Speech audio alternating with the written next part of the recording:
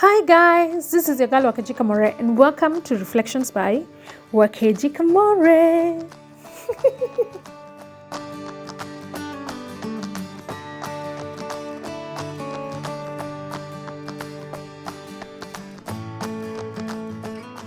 We are currently going through the book of 1 Samuel chapter by chapter. It will be nice to listen to the end because the lesson from this chapter we'll be reading today will be at the end of this recording. Also, kindly subscribe to this channel and click the notification bell so you never miss any new recording. So we're in the book of 1 Samuel and we are in chapter 6, which I will be reading from the NLT version with key lessons shared at the end. So kindly follow through with the story. So just before I start reading, let me just give you a recap. So we are at a point where the Philistines had taken the Ark of the Covenant from the Israelites and it was bringing them havoc. So in this chapter, they are planning to return it. So because, they can't deal with the havoc and the plagues and the deaths that it's causing. So they want to give it back to the people it actually belongs to. Anyway, let us read.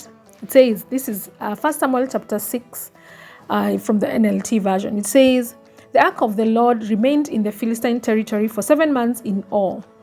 Then the Philistines called in their priests and diviners and asked them, what should we do about the ark of the Lord? Tell us how to return it to its own country. Then they said, send the ark of God of Israel back with a gift. They were told, send a guilt offering so the plagues will stop. Then if you are healed, you will know it was his hand that caused the plague. What sort of guilt offering should we send? They asked. And they were told, since the plague has struck both you and your 5 rulers, make 5 gold tumors and 5 gold rats. Those don't sound like good gifts. Why are you making a gold tumor and a gold rat? Anyway, just like those that have ravaged your land. Make these things to show honor to the God of Israel. Perhaps then he will stop afflicting you, your gods, and your land. Don't be stubborn and rebellious. I like that. Do not be stubborn and rebellious, as Pharaoh and the Egyptians were. By the time God was finished with them, they were eager to let Israel go. Now, these guys, the diviners are telling them, you guys, this God has a track record of bringing down nations. So please do not be stubborn and do not be rebellious like Pharaoh, because you don't want like the 10 different plagues to appear to you, to come to you. He says, now build a new cart and find 2 cows that have given birth to calves. Make sure the cows have never been yoked to a cart. Hitch the cows to the cart, but shut their calves away from them in a pen. Put the ark of the Lord on the cart, and besides it, place a chest containing the gold rats and the gold tumors you are sending as a guilt offering. Then let the cows go wherever they want. If they cross the border of our land and go to Beth Shemesh, we will know that it was the Lord who brought this great disaster upon us. If they don't, we will know that it wasn't his hand that caused the plagues, and it came simply by chance. So they were to, build a cart, tie 2 cows to it, put the Ark of the Covenant on it, and then just release them to whatever direction they were to go. And if they crossed the border, they were to know that God is actually the one who was afflicting them. All right, so these instructions were carried out. 2 cows were hitched to the cart, and the newborn calf was shut in a pen. Then the Ark of the Lord and the chest containing the gold rats and the gold tumors were placed on the cart. And sure enough, without veering off in any other directions, the cows went straight along the road towards Beth Shemesh, lowing as they went. The Philistines' rulers followed them as far as the border of Beth Shemesh. The people of Beth Shemesh were harvesting wheat in the valley, and when they saw the ark, they were overjoyed. The cart came into the field of a man named Joshua and stopped beside a large rock. So the people broke up the wood of the cart for fire and killed the cows and sacrificed them to the Lord as a burnt offering. Several men of the tribe of Levi lifted the ark of the Lord and the chest containing the gold rats and the gold tumors from the cart and placed them on the large rock.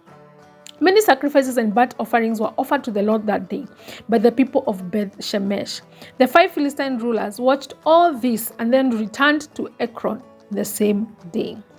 The 5 gold tumors sent by the Philistines as a guilt offering to the Lord were gifts from the rulers of Ashdod, Gaz, Ashkelon, Gath, and Ekron. The 5 gold rats represented the 5 Philistine towns and their surrounding villages, which were controlled by these 5 rulers. The large rock at Beth Shemesh, where they set the ark of the Lord, still stands in the field of Joshua as a witness to what happened there.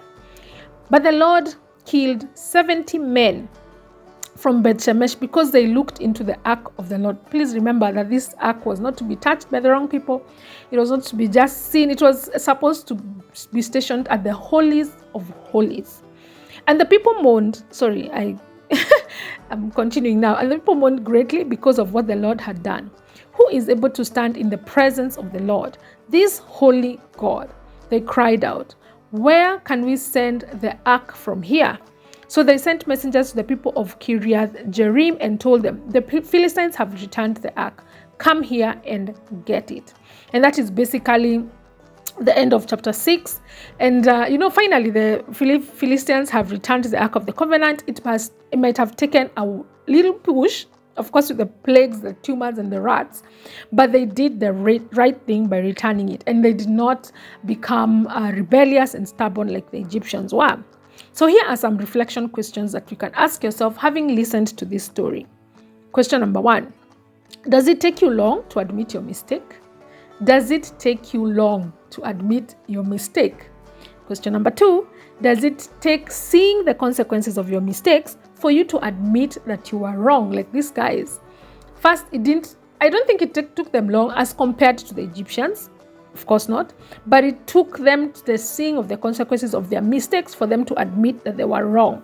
So that's question number 2. Does it take you seeing the consequences of your mistake for you to admit that you are wrong? Right. Question number 3. How about, or rather, this is more of a challenge, but how about if we were quick to admit our mistakes one to another and even to God as quickly as we knew that we have committed them? So if you immediately know that you have committed a sin, you are quick to admit it and you are quick to ask for forgiveness. So my challenge for us today is not to wait until the mistakes that we have made lead us to a deadly consequence like the plagues or the tumors that afflicted the Philistines. Let us not wait until we are on our deathbeds to admit that we are sinners who need a savior. Let us not wait until we are on our deathbeds to ask for forgiveness from our friends and from our families. Like those Nigerian movies, Kitambo, that used to always end with a wicked man who bewitched, wicked woman or wicked man who bewitched everybody in the community, in their family, always on their deathbed, dying and asking for forgiveness. We really do not have to wait to be on our deathbeds. We can admit our wrongs to God and to others as soon as we know that we have done wrong.